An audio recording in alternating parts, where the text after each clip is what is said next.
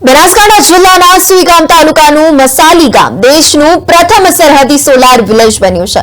જિલ્લા વહીવટીતંત્ર અને કલેક્ટર દ્વારા રાજ્ય સરકારની આ યોજનાનો વ્યાપ વધારવા સોલાર વિલેજ તરીકેનું બહુમાન સુઈગામ તાલુકાના મસાલી ગામને અપાવ્યું છે.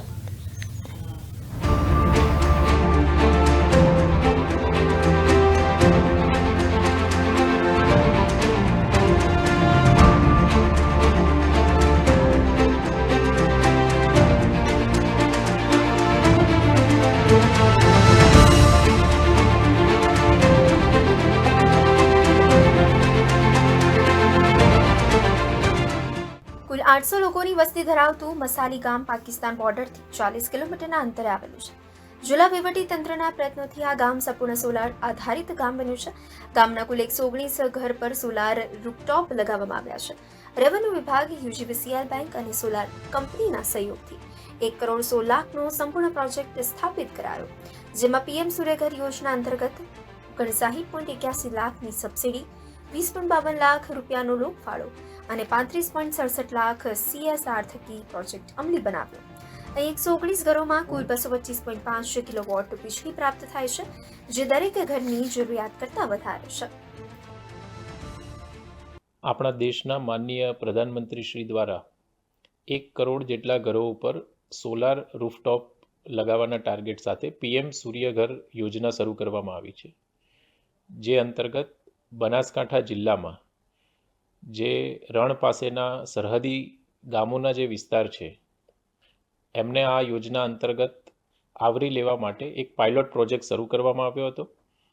જે પાયલોટ પ્રોજેક્ટના ભાગરૂપે સૌપ્રથમ મસાલી ગામે પીએમ સૂર્યઘર યોજના અંતર્ગત તમામ 115 કરતાં વધારે ઘરોને આવરી લેવામાં આવ્યા છે, જેનો અંદાજિત ખર્ચ 1.25 કરોડ રૂપિયા જેવો થાય છે, જેમાં 50% જેટલી સબસિડી મળી છે તથા બાકીનો જે ખર્ચ છે તે ક્રાઉડ ફંડિંગ અને CSR દ્વારા ભેગું કરવામાં આવ્યો છે.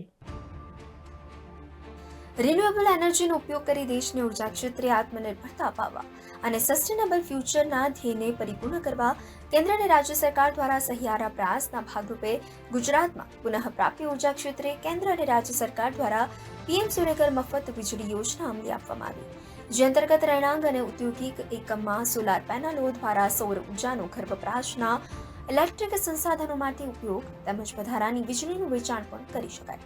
ગુજરાત સરકાર અને મુખ્યમંત્રી ભૂપેન્દ્રભાઈ પટેલના નેતૃત્વમાં રાજ્યના નાગરિકોને ઓછી કિંમતમાં વૈકલ્પિક ઉર્જા ઉપલબ્ધ થાય તથા પર્યાવરણની દ્રષ્ટિએ આશીર્વાદ સમાન પુનઃપ્રાપ્ય ઉર્જાનો વ્યાપ વધારવા અનેક પ્રયત્નો કર્યા છે. અમારા ગામને જે તમામ સોલાર ફિટ થઈ ગયા છે અત્યારે, અને જે પરિસ્થિતિ હતી અત્યારે બધાના ટોટલના ખાતામાં પૈસા જમા થશે, એ બદલ ખરેખર ધન્યવાદ દેવરાય.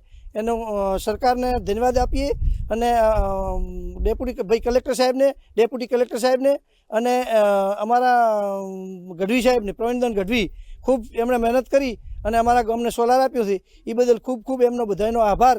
અને ગામને ખૂબ તકલીફમાં હતું, એને બદલે મસાલીનું કોઈ જગ્યાએ નામ નહોતું, એ જગ્યાએ આ મસાલીનું નામ તો તમામ જગ્યાએ આવશે. વહીવટીતંત્રનો પણ આભાર. અમારા ગામમાં બોર્ડર પાકિસ્તાનની નજીક આવેલું ગામ છે.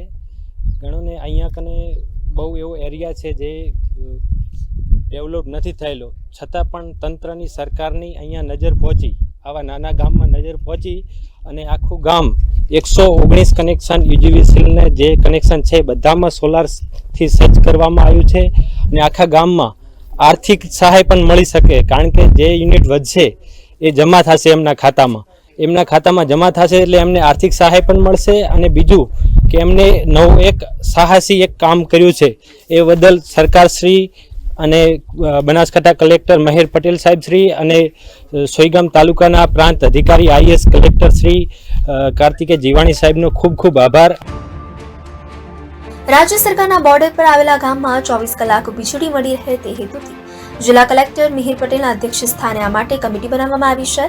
બોર્ડર ડેવલપમેન્ટ પ્રોજેક્ટ અંતર્ગત સરહદી વાવ તાલુકાના 11 અને સુઈગામ તાલુકાના 6 કુલ મળીને 17 ગામોને સંપૂર્ણ સોલાર વિલેજ બનાવવા તંત્ર તરફથી પહેલ કરવામાં આવી છે, જે અંતર્ગત મસાલી ગામમાં કામ પૂર્ણ કરાયું છે.